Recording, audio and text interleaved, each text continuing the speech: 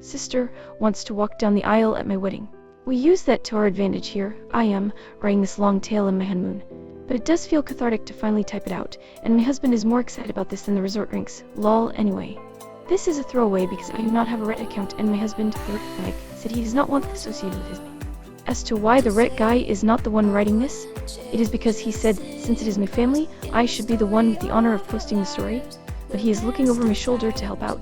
I am not a lawyer, so I do not know if this works, but I do not give permission for this to be reposted anywhere else, so I think first it is necessary to give some background to explain how this behavior reached this level and why our responses were as they were. It is a long read, I apologize. So, ever since I could remember, my parents loved my sister. I do not mean in so ways either. If my sister accused me of something, they would believe it and punish her. If I accused her, they would not believe. Even if there was undeniable proof, they would still give her a lesser punishment and try to find a way to scold me in tandem. My birthday cake had to be a flavor she wanted, hers did not, and my parents always denied knowing I did not like that type of cake. They always bought her a bit more than for me. We went to where she wanted, even if it was an event that should be at. My sister grew up spoiled and did not like me, just used me as a punching bag, but at first she mostly ignored me.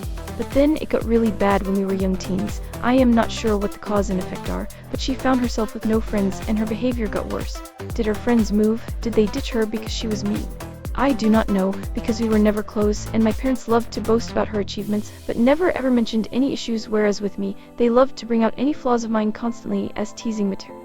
I only knew she had none because we went to the same school, and I noticed her no longer walking around with me. Anyway, she had no friends. I did. I used to be decently popular. My sister realized that, and suddenly, I stopped being the occasional punching bag to a hated person she needed to take down at all times. She started accusing me of more stuff. She accused my friends of more stuff. My parents stopped allowing me to hang out with anyone, the excuses ranging from they are not good people, according to your sister, to why are you trying to leave us? Why can't you be like your sister and enjoy family time?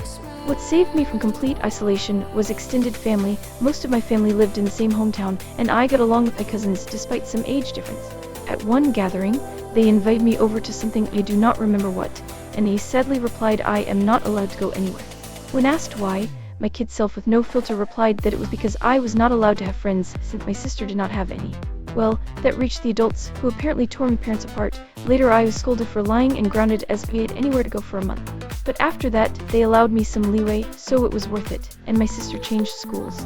I guess, the humiliation of extended family, knowing her social status, was bad, and she demanded to be changed, and my parents immediately obliged, even though it cost them more since the school was further away. But she made friends on the new school.